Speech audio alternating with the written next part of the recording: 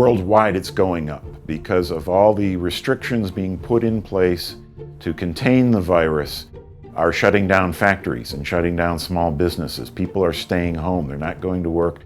They're not going out and buying things. They're not going to restaurants or the cinema. They're staying home. Gig economy workers, for the most part, are in trouble. You take an Uber driver, nobody is taking transportation. Everyone's staying at home. So he has no people to travel with. He has no job, basically.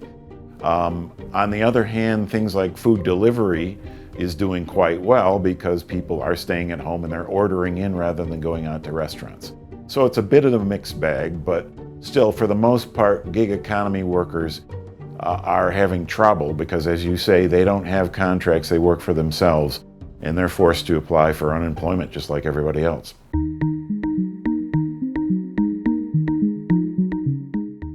There are some big names that will go into administration, but I think that at least in the US and Europe, governments will move and are moving to rescue the biggest firms who were in pretty good economic shape before all of this happened.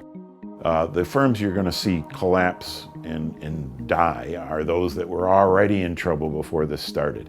The companies that are going to be hardest hit are those in the transportation and travel industries. Anything where people go around the world to see things, it's going to be hit very hard because people are going to stay closer to home, at least for the next little while.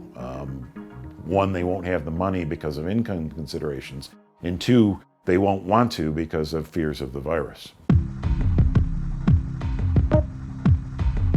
Sure, I mean, it's already happening. For instance, the president of Hungary has been given the power to rule by decree. And you may see more of that as countries faced with extraordinary and unprecedented problems of both in their healthcare system and in their economy want somebody to come in and make decisions and solve problems right now. We don't care about the democratic process. We care about our health and our jobs. And so preserve those and you can do whatever you want. So yeah, I think that you will see political ramifications of that.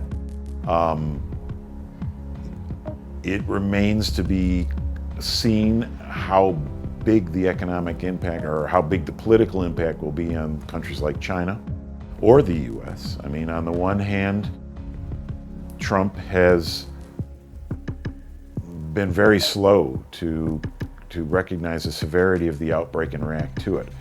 On the other hand, if he can paint a picture of a rapid and successful recovery from that by the November election, then it will probably rebound to his benefit.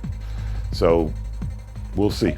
These things, the early days of this, and again, it depends very much on how long this outbreak lasts and how severe it becomes. So for a moment, let's assume that the virus is contained. Then the issue is, how long does it take consumers to rebound? Consumer spending is 60% of growth in China and more than 70% of growth in the United States and Europe. So if consumers are scared, if they are worried about their jobs, they're worried about their income, they're not going to buy the new refrigerator, they're not going to buy the new car. They're going to buy necessities and put the rest of the money in the bank.